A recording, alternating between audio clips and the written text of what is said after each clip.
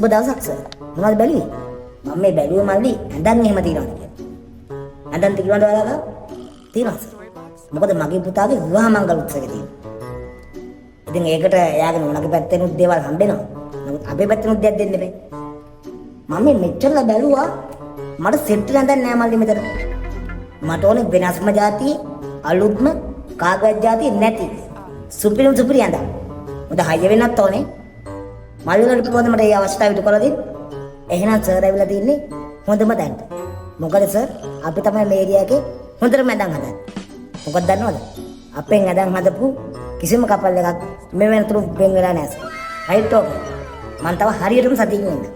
හැබැයි කිව්වා වගේම සුපිරිම සුපිරි අලුත්ම අලුත් හයියම හයිය ඇඳක් මෙතන තියෙනවා.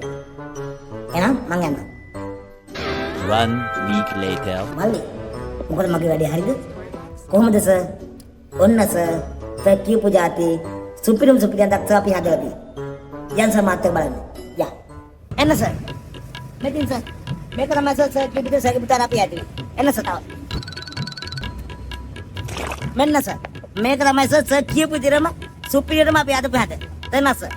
සර් අපි මේ ඇඳල් දාලා දින සර් නේ. මේ මෙට්ටේ උන් සර් දාලා දින අපි දැල්. මොකක්ද දන්නවද? සර්ගේ පුතාට බම්පර් සෙවිනි දා ගන්න පුළුවන් නේ. කිසි ප්‍රශ්නයක් නැහැ සර්. ඒ වගේම සර් මේ ඇඳේ තියෙන තවත් විශේෂත්වයක් වන්නේ මේක තමයි සර් දැන්ට අපේ ආයතන හදපු ශක්තිමත් මැද. තේරුණාද? ඒ කියන්නේ සර් මේ ඇඳේ සර්ගේ ලේලිත් එක්ක ගමේ මේ ඇවිල්ලා බුදිය ගත්තත් කිසි ප්‍රශ්නයක් නැහැ. ඇඳ කැඩෙන්නේ නැහැ සර්. එච්චර ඇඳ ශක්තිමත්. මොකද්ද ඔබ කිව්වේ? මං කිව්වා කියලා හිතාගන්න. කියන්නේ කොතෝගේ ඇඳ